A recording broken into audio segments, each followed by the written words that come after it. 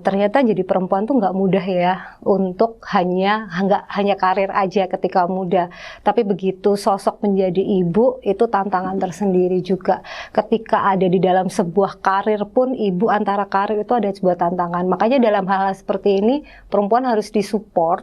Mungkin GoToSofi adalah one of part medianya.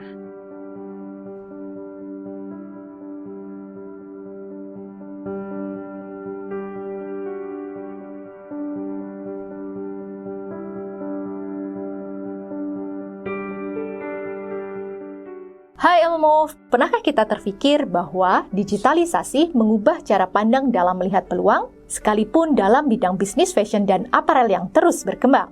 Tetapi minimnya partisipasi perempuan di sektor teknologi menunjukkan masih terdapatnya kesenjangan gender dalam mengakses digital. Dilansir dari studi Google dan Kantar tahun 2020 menemukan bahwa baru 35% perempuan yang memanfaatkan teknologi digital dari seluruh penjualan online. Lalu, bagaimana Ewindasari menanamkan dan memberdayakan nilai perempuan dalam bisnisnya melalui ruang digital?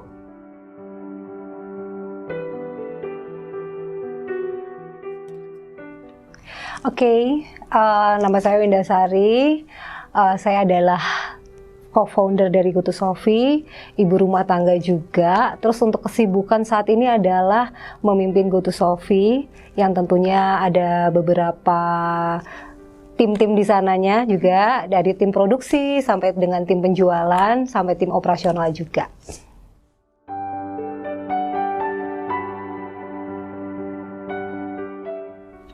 Nah, GoToSofi sendiri kalau dalam bisnis itu adalah kita menjual produk-produk tas fashion ya, khususnya untuk perempuan aktif.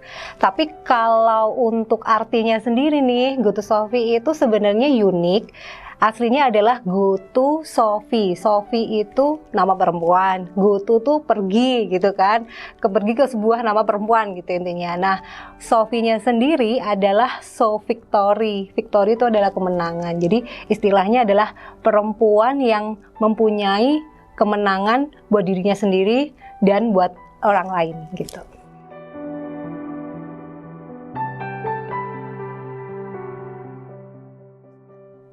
Kalau tujuan awal dalam bisnisnya kan memang saya pengen berbisnis ya, dalam arti mempunyai impact kepada seseorang, kepada orang lain maksudnya gitu.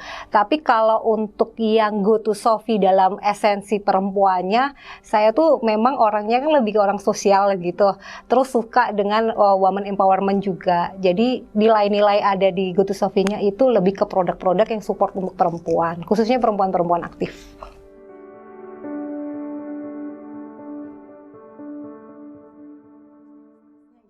Oke, kalau di GoToSofi itu ada produk tasnya macam-macam ya sebenarnya. Dulu kita menjual produknya itu produk tote bag, terus sling bag gitu, terus clutch juga, backpack. Nah, akhirnya pada tahun 2016 kita benar-benar concern untuk mengulik produk yang mana itu tas yang siap untuk dipakai untuk perempuan aktif. Terkhusus adalah backpack, dan yang upcoming ini adalah tote bag yang memang benar-benar dalam-dalamnya khusus orang-orang perempuan bekerja yang aktif. Sebenarnya bukan cuma dikhususkan sih, tapi kita support di sana. Intinya siapa yang mau beli atau mungkin yang suka dengan produknya itu boleh siapapun. Misal nih pada akhirnya ibu rumah tangga nih yang suka, nggak masalah, karena mungkin value atau nilainya sama dengan GoToSofi meskipun dia tidak harus menjadi wanita karir, karena kan ibu rumah tangga itu kan sebuah hal yang wajar yang harus dikerjakan. Mungkin dalam rumah tangga kan ada yang berkarir, ada yang tidak, tapi kan nilai-nilainya sama gitu.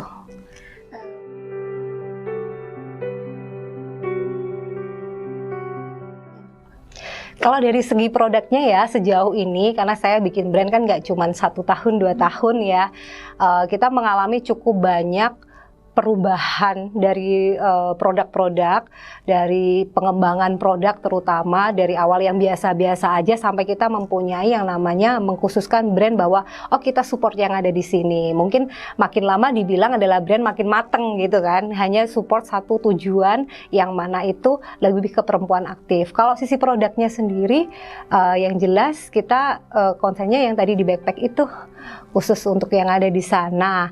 Cuman nggak menutup kemungkinan produk-produk yang lain. Intinya untuk perempuan aktif. Jadi boleh apapun, terkhusus adalah produk-produk backpack yang ada di sana. Mungkin itu kalau dari produk. Cuman kalau dari desainnya, kebetulan juga saya berpartner sama suami. Yang suami itu adalah mantan arsitek gitu ya.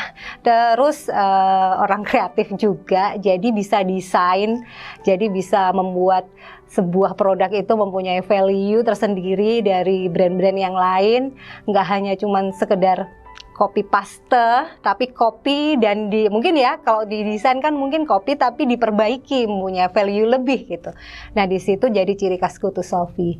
Mungkin nggak dari desain logo atau dari desain bentuk ya itu Go To Selfie sekali gitu ininya.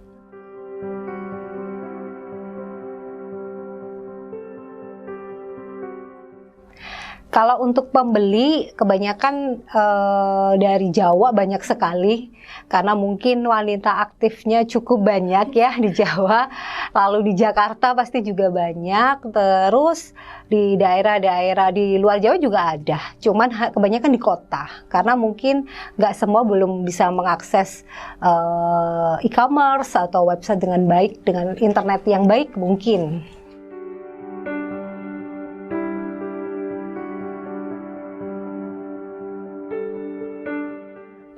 Go To Selfie itu berdiri dari sejak tahun 2009 Mbak, ya udah lama banget ya.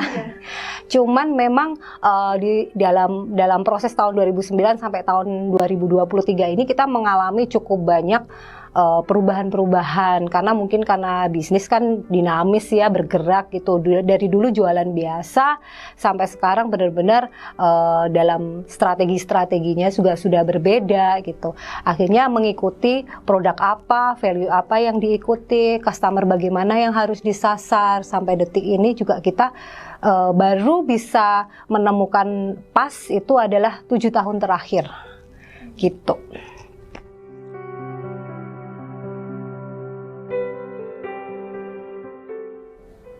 Nilai dalam perempuan dari Go To Selfie ya.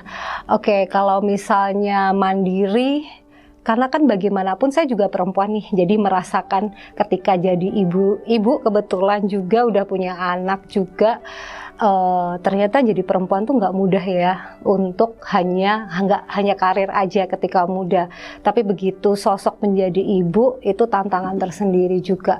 Ketika ada di dalam sebuah karir pun, ibu antara karir itu ada sebuah tantangan. Makanya dalam hal seperti ini perempuan harus disupport. Mungkin Go To Selfie adalah one of part medianya, hanya satu media yang mana kebetulan ada produknya. Cuman value-value di dalam konten, di dalam mungkin lebih ke konten ya, lebih ke konten yang disampaikan itu adalah konten-konten yang mengarah bagaimana perempuan untuk bisa maju sama-sama dan berdaya sama-sama gitu.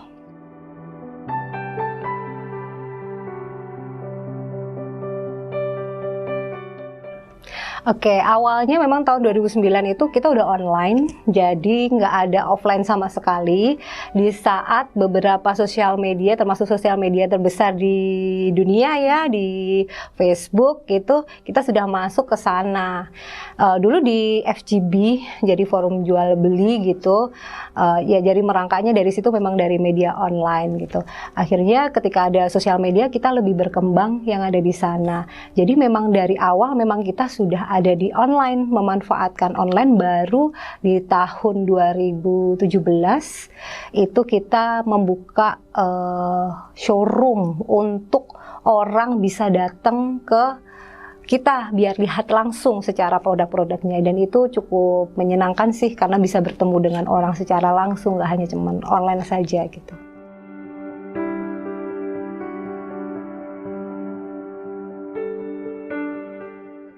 Sebenarnya ada dua alasan sih sebenarnya. Oke lah, kita melihat satu memang benar-benar peluang, karena memang zaman dulu kan kita yang mengawali gitu. Oh belum ada nih, tapi dulu kan ada kayak Amazon dari luar gitu. Oh bakal naik ke Indonesia, tapi setelah sekian tahun. Itu kita mengawali terlebih dahulu. Tapi yang kedua adalah karena kita mempunyai modal yang sangat minim sekali. Jadi mau nggak mau ya apa aset kita ya sudah kita gunakan. Aset kita adalah kelebihan atau mungkin kepandaian ya, mungkin bukan kepandaian ya, tapi lebih ke kemampuan gitu untuk membikinkan website atau bisa desain dan sebagainya. Ya udah kita lakukan itu dengan modal yang sangat minim sekali.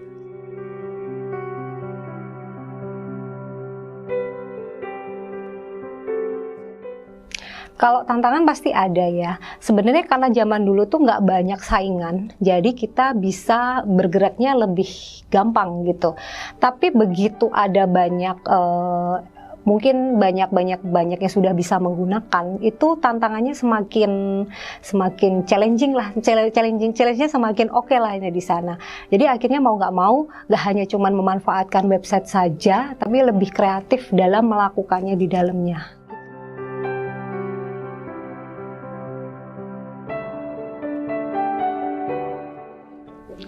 Iya, challenge-nya banyak. Kalau misalnya kita, karena saya nggak hanya cuma bikin produk, bikin penjualan secara online saja ya. Jadi produk juga ada, jadi kita produksi.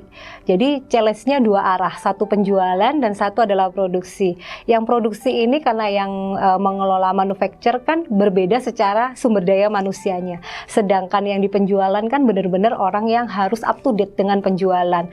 Nah di sini challenge-nya saya mengelola dari generasi X dan generasi Z. Jadi intinya mereka mempunyai sesuatu hal yang cara treatmentnya juga berbeda. Kalau di penjualan atau di depan ya istilahnya front office gitu, kami tidak bisa mengelola orang-orang untuk generasi Z, tapi harus generasi Z. Karena di sana lebih menarik dan mungkin konten-kontennya mengikuti sesuai zaman. Misal kalau edukasi untuk generasi Z, karena kebanyakan di production adalah mungkin sudah berumah tangga gitu ya, sudah punya anak, ya dengan bahasa yang gampang. Tapi kalau generasi Z atau generasi Z kayaknya tidak perlu dikasih tahu, mereka sudah tahu bagaimana caranya menggunakan bahkan sosial media yang sekarang up to date pun gitu.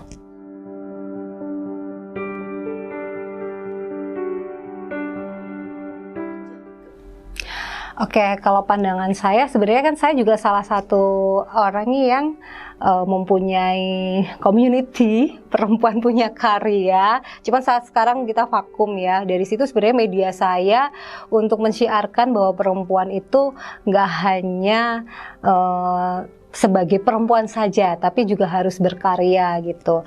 Karena memang saya tadi dari awal bilang bahwa perempuan itu memang agak rumit. Meskipun katanya makhluk multitasking, tapi ketika dikatakan multitasking harus bisa semuanya gitu. Sedangkan kita juga harus fokus pada sebuah karir.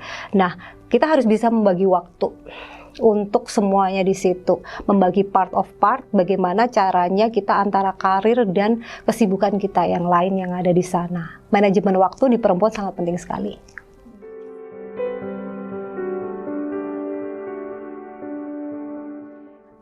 Oke, kalau untuk manajemen waktu, saya memang belajar lagi untuk disiplin. Kalau misalnya nih dari bangun sampai, karena harus mengantarkan anak sekolah, terus habis, saya memang menyuangkan waktu untuk mengantarkan anak sekolah, karena ketika bertemu dengan anak itu kan sedikit sekali gitu. Terus habis itu saya harus bekerja, terus bekerja saya kan unlimited hours ya, kadang-kadang bisa sampai malam gitu kan intinya.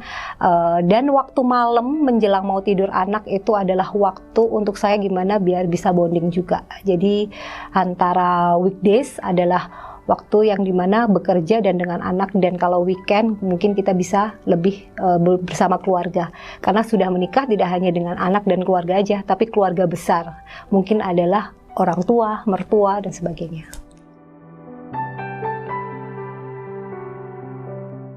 Kebetulan orang tua saya dan orang tua suami cukup support ya. Jadi kami keluarga itu keluarga besar, termasuk kakak, adik itu semua bisnis. Jadi di sana kita tahu bahwa kalau misalnya kita lagi banyak pekerjaan sekali, misal tidak bisa dalam konteks acara keluarga, mereka paham bahwa oh mungkin lagi sibuk dalam suatu hal. Jadi tidak ada yang ibaratnya menjatuhkan satu sama lain gitu. Kalau misalnya ada sesuatu hal yang lain, mereka malah menyemangati. Untungnya seperti itu.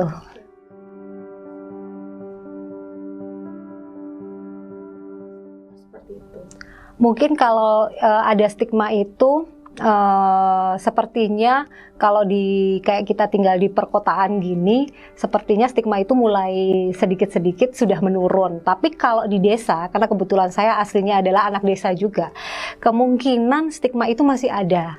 Dan itu karena low education, jadi kita nggak bisa melihat bahwa sisi hal tersebut adalah benar atau salah. Karena harus ada, mungkin mereka nggak ngerti dengan hal-hal seperti itu, bahwa perempuan tuh harus independen, harus mandiri dan sebagainya. Melihat mereka edukasi budayanya mereka juga ada seperti itu, mungkin dari turun-temurun dari orang tuanya. Jadi penyebaran ini sepertinya nggak bisa dikatakan sama rata, bahkan di kota ataupun di desa gitu.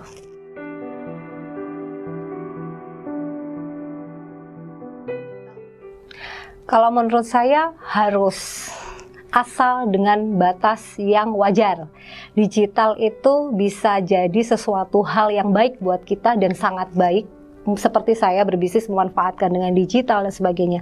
Atau bisa menjadi sesuatu hal yang mana kalau dia tidak tahu dan dia tidak teredukasi, dia malah menjadi sesuatu hal yang bumerang. Makanya itu mungkin harusnya kita menjadi perempuan tahu mana yang harus kita kerjakan dalam sisi hal yang positif dan mencari sesuatu edukasi yang positif nanti juga di dalam sebuah era sekarang ini gitu.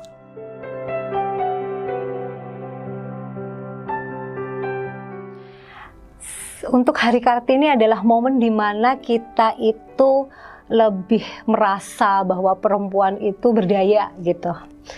Karena kadang-kadang kita butuh satu sama lain untuk memperlihatkan ya bahwa oh ya, perempuan benar-benar menjadi sosok yang kuat, meskipun kita sendiri nggak harus hari-hari biasa pun juga kita menunjukkan itu.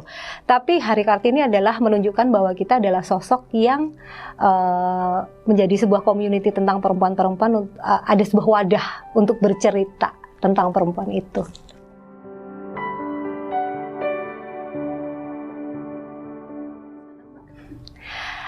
Untuk perempuan di luar sana, di teman-teman semuanya, khususnya untuk perempuan, jadi kalau untuk kita menjadi perempuan itu memang gak gampang. Saya lagi mungkin tadi sudah membicarakan bahwa sesuatu hal menjadi perempuan adalah tidak semudah itu. Tapi bagaimana kita ketika kita dikasih gift untuk menjadi perempuan, itu harus bisa berdaya. Satu. Yang kedua, harus mau belajar sesuatu hal yang baru. Yang ketiga adalah berimpact pada sesuatu hal yang lebih positif untuk sekitarnya.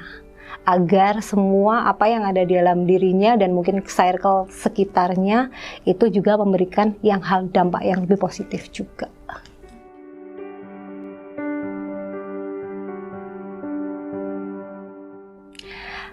Berperannya digital sangat besar sekali, karena dengan digital saya bisa melihat semua informasi dari yang zaman dulu, karena saya hidup di era sebelum tahun 2000 untuk remajanya, dari yang nggak ada handphone menjadi ada sosial media gitu.